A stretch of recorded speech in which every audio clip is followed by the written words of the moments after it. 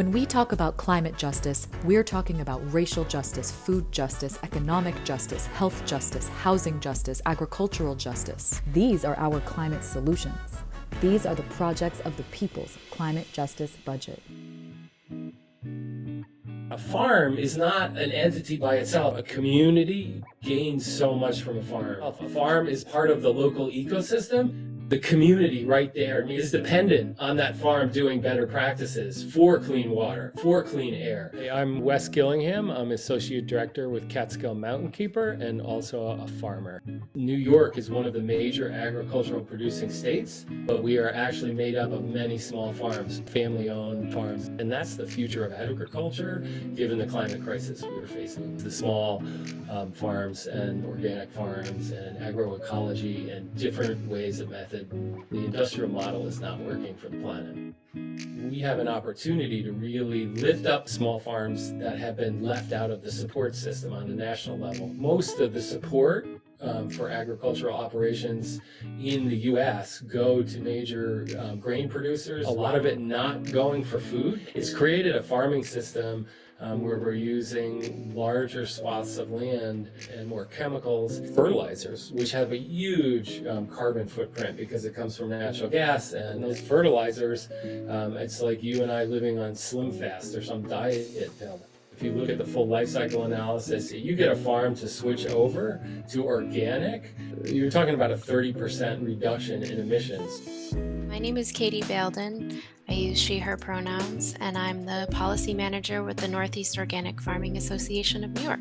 20% of New York's land is in farming, so it's a really big part of our economy, of our actual land in New York, but that number is rapidly decreasing. We don't have great pathways for creating more farms or protecting the farmland that already exists. There's a lot of competition over what land should be used for, and what that means for farmers, especially beginning farmers, is that accessing land is really challenging because you're competing with the higher prices that developers are willing to pay for a piece of land and that individuals just can't pay. Farms are on a regular basis going out of business because they aren't able to reach that margin, and taxes and expenses for the farm is going up. Farmers are under intense economic strain to pay their bills. Farms have a great capacity to be part of the climate solutions. They can hold carbon in their soils